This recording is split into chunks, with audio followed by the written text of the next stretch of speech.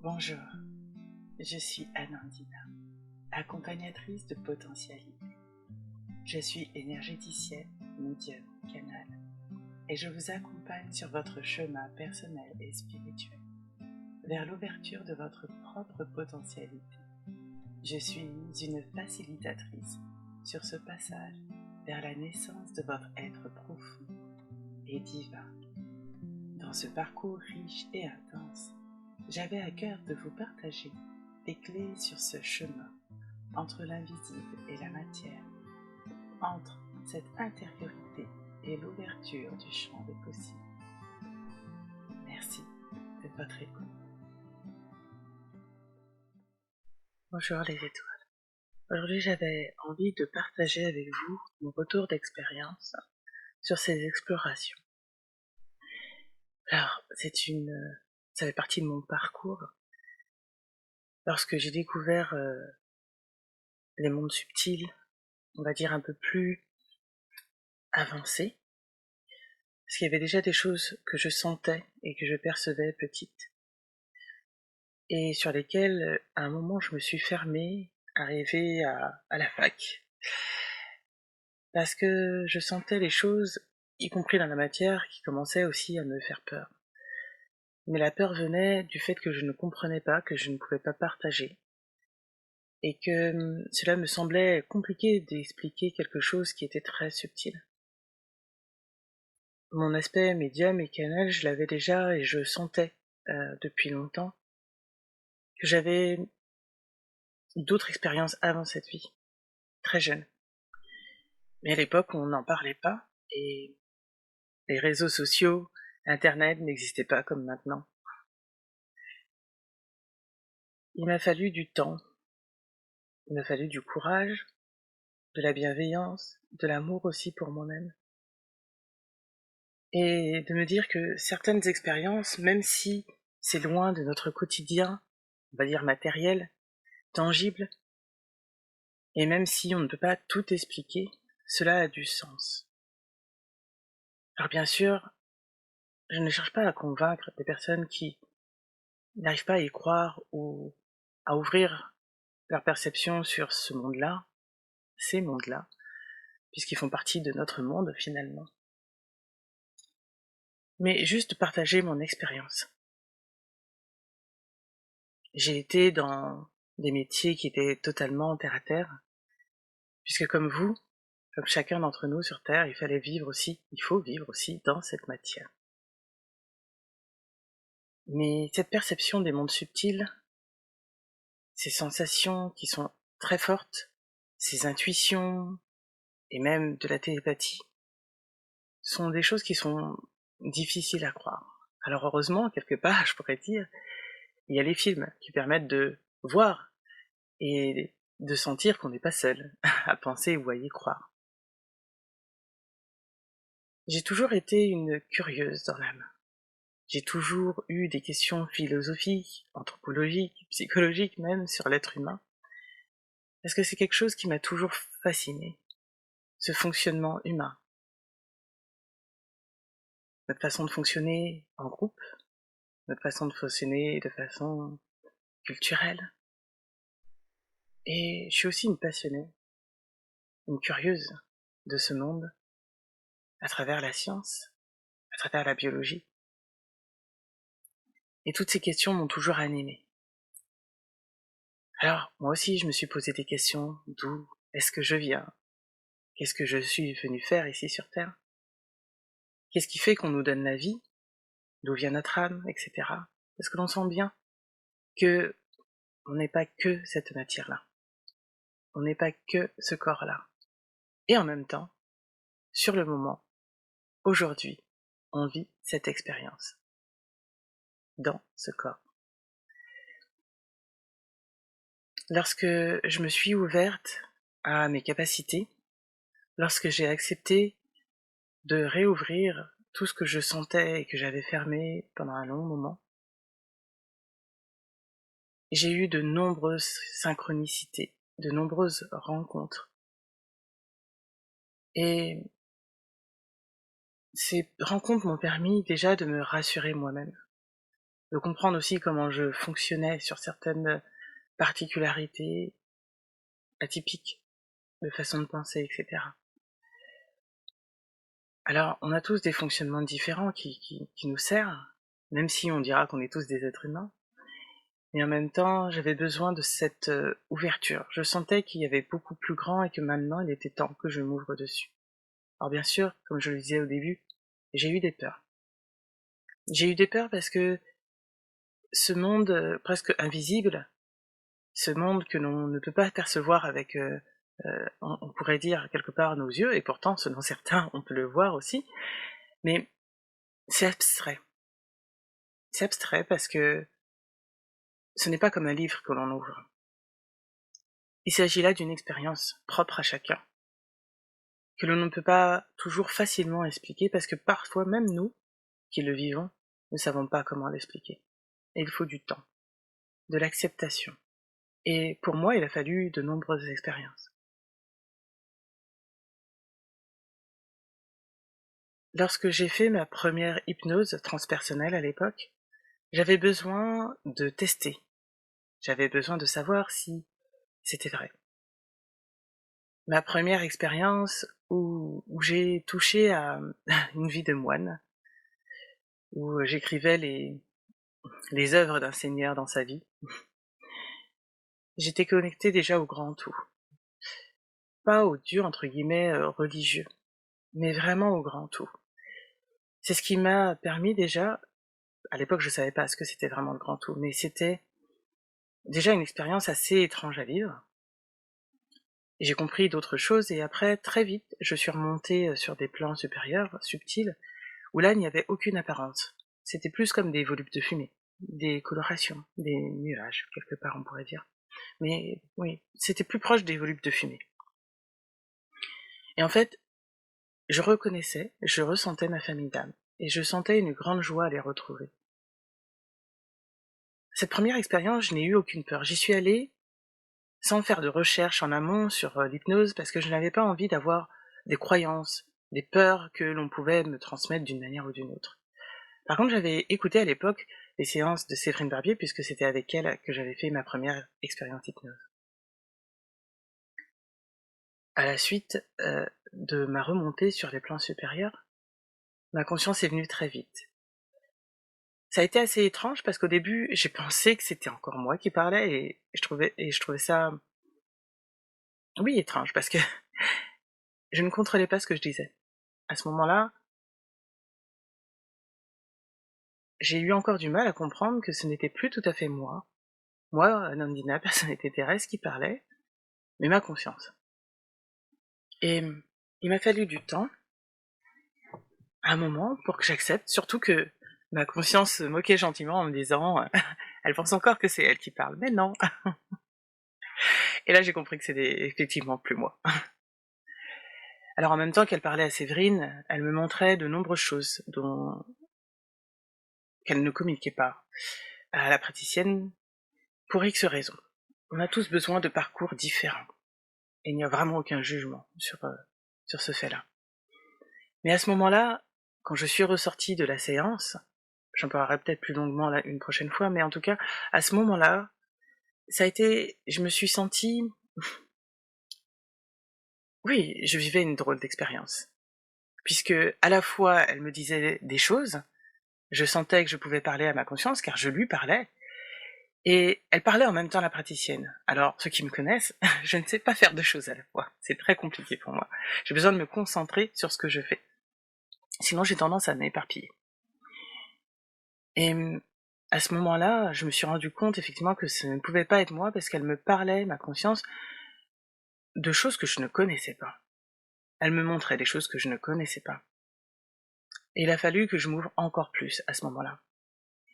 Ça a été aussi une rupture à ce moment avec une personne que je connaissais, avec laquelle j'étais très proche. J'avais vécu des situations dans ma vie privée qui étaient assez complexes aussi. Et s'ouvrir sur ce monde-là était pas pour moi une façon de fuir, mais d'aller plus profondément dans tout ce que je sentais et sur lesquels je m'étais pas permis d'avancer comme je le souhaitais. Parce que vous savez, quand vous êtes dans la vie avec des personnes qui ont du mal à croire à certaines choses ou sont sur certaines religions ou certaines croyances, c'est pas possible de s'ouvrir plus que cela parce que c'est impossible en fait. Pour eux, c'est même, on pourrait dire, en tout cas, on va dire que ce n'est pas possible. Ce n'est vraiment pas possible d'ouvrir sur ces questions, voilà, parce que c'est aller au-delà de ce que l'on nous permet ou ce que Dieu, entre guillemets, nous permet. Alors que pas du tout, et pas tout à fait, j'aurais envie de dire, puisque c'est beaucoup plus vaste que cela. À la suite de cette expérience, j'ai fait la formation d'hypnose transpersonnelle avec Séverine. J'ai rencontré de très belles personnes et ça a été aussi pour moi l'expérience de l'hypnose. En tout cas, à ce moment-là, moi, je pensais que c'était l'hypnose puisque ma conscience m'avait déjà dit que j'étais canal. Mais à l'époque, je ne savais pas du tout ce que ça voulait dire. J'avais déjà vu certaines vidéos, mais je comprenais pas exactement comment ça fonctionnait. Et en fait, il a fallu du temps. Pour ceux qui suivent déjà les séances d'exploration, mes séances en tout cas, depuis 2021, vous savez qu'il y a eu de nombreuses informations, et il a fallu, moi, que je passe par des expériences qui étaient tellement étranges pour moi, qu'il me fallait du temps. Il me fallait du temps pour intégrer, pour comprendre, pour accepter, et ça a été assez violent, je pourrais le dire, violent pour mon mental, parce que c'était vraiment sur des concepts ou des choses ou des éléments que je n'avais pas forcément envie d'entendre, et c'était aussi très étrange parce que ce n'était pas du tout comme les séances de Séverine Barbier à l'époque, ce qui m'a beaucoup déstabilisée, parce que je ne comprenais pas. Et il m'a fallu du temps, quelque part je pourrais dire que j'ai été formée par les plans subtils, parce qu'il m'a fallu du temps pour que je comprenne comment ça fonctionne, pour que j'accepte que effectivement il y aurait plusieurs êtres qui pourraient passer dans mes séances à différents niveaux de vibration, que je pouvais capter énormément d'informations sur l'égrégore collectif, sur les plans énergétiques de notre incarnation humaine et au-delà, de Gaïa, etc. Il a fallu vraiment que j'accepte que ce n'était pas de l'hypnose. Alors pendant à peu près 1 an, j'ai continué de l'appeler hypnose parce que je ne voyais pas comment je pouvais l'appeler. Et encore une fois, tout ceci est un parcours, vous le savez, pour ceux qui écoutent, pour ceux qui découvrent aussi, vous le verrez, c'est un parcours. On a besoin de temps, on a besoin d'expérience. Pour moi, j'avais vraiment besoin de ce qu'on appelle le tâtonnement expérimental pour savoir si c'était vrai. J'avais besoin d'expérimenter déjà ma pratique à l'époque, ma pratique d'hypnose. J'avais besoin d'hypnose spirituelle, j'avais besoin de comprendre comment ça fonctionnait, de voir comment c'était, d'y toucher, parce que en fait, je n'y croyais pas vraiment. Même si j'expérimentais, j'avais encore du mal. Il faut dire que je suis quelqu'un à la base qui est assez pratique. J'ai besoin de pouvoir connaître l'outil, et j'ai besoin de pouvoir me référencer à quelque chose de connu, et là c'était pas du tout le cas. Donc il m'a fallu aussi beaucoup de courage, je peux vous le dire, pour diffuser ma première séance d'hypnose, surtout que, d'hypnose, maintenant je pourrais dire exploration, mais parce que à cette époque-là, il y avait, c'était 2 séances que j'avais faites à la suite, donc il y avait eu Gaïa qui avait parlé, le virus que l'on connaît, qui nous a traversé, on va dire, ces quelques années, et qui nous traverse encore d'ailleurs. Il a fallu voir la 5G, ce qui à l'époque, je ne savais pas toutes ces questions-là, j'avais pas envie non plus d'aller trop chercher, et même pour les explorations que j'ai fait pendant longtemps, je n'ai pas ouvert de livre, je ne suis pas allée le chercher consciemment, faire des recherches, parce que j'avais besoin quelque part d'être vierge sur certaines questions pour aller expérimenter. Je voulais savoir si c'était vrai, tout simplement. Et maintenant que j'ai expérimenté, après, je suis allée voir pour voir, en fait, après les séances, les personnes qui venaient parfois, comme Zara Soustra, l'une des dernières séances, avant-dernière séance, vous pourrez l'écouter, que j'avais transmis, parce que je ne connaissais pas. Et d'accepter que certaines énergies arrivent, que parfois on ait les noms, pas les noms, parce que c'est pas important, sur les plans subtils, ils n'ont pas de noms. Ou sinon, ce seraient des noms qui seraient imprononçables pour nous sur Terre, parce que c'est pas dans notre dialecte, j'aurais envie de dire. En tout cas, voilà, il m'a fallu du temps. Il m'a fallu du temps pour oser appeler mes séances exploration en canalisation. Beaucoup de personnes pensent encore que je suis en hypnose. Il faut savoir que ceux qui m'accompagnent, les praticiens qui m'accompagnent le savent très bien, je pars très vite. Je n'ai pas besoin en fait de rentrer en induction, comme on appelle chez nous en hypnose, parce qu'en fait, dans mes séances de soins et de canalisation, je le fais déjà. C'est des expériences où je n'ai besoin d'aucune information sur les personnes, je n'ai besoin d'aucune information sur son parcours, de date d'anniversaire, de photos ou de quoi que ce soit. J'ai juste besoin que la personne veuille, quelque part, faire ce cheminement vers elle, d'avoir les réponses pour elle, les déblocages nécessaires, les prises de conscience nécessaires pour pouvoir avancer. Et depuis, depuis ces séances, entre guillemets, je dirais, d'hypnose, pour ensuite passer à la canalisation et faire les séances de soins énergétiques, passage d'âme et canalisation, il m'a fallu encore du temps. Encore de la confiance aussi en moi pour pouvoir y aller.